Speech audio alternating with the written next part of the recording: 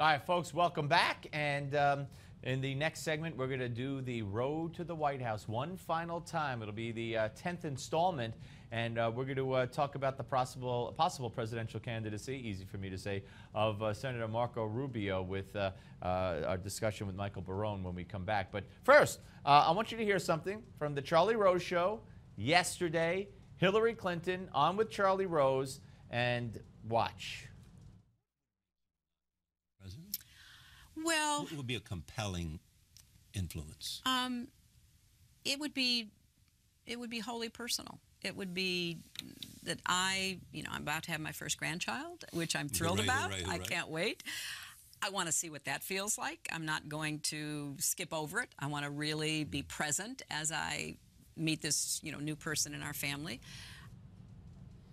All right, but she was asked by Charlie Rose what might prevent you from running. That part was inadvertently cut off. I apologize for that. And she said it would be purely personal. And then she brings up, the impending birth of her grandchild.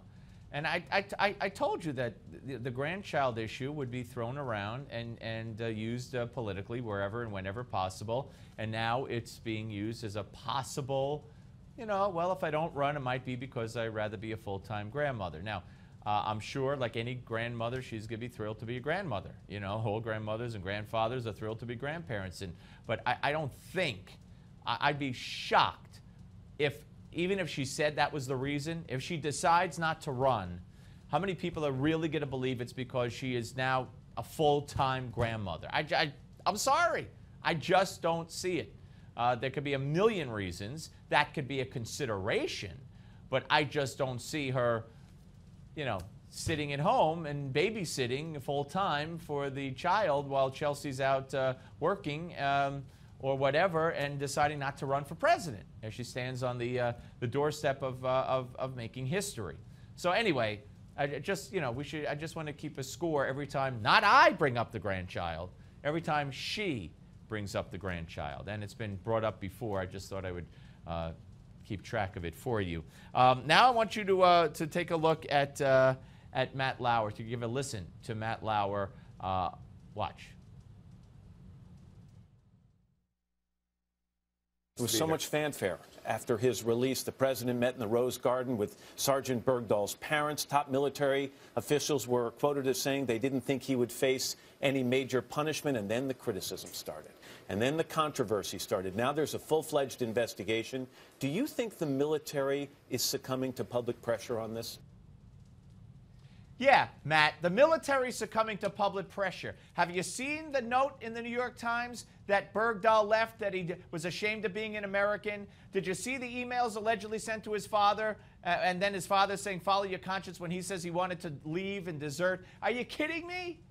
Have you heard from his fellow, the people who served with him, saying he deserted? There's no doubt about it. Maybe we should leave him alone. All right, folks, Dr. Chauncey Crandall is next.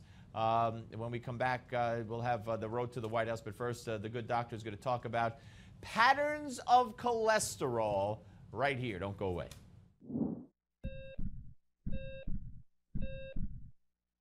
When I was a young doctor, we were just learning about cholesterol and how too much of it could lead to a heart attack.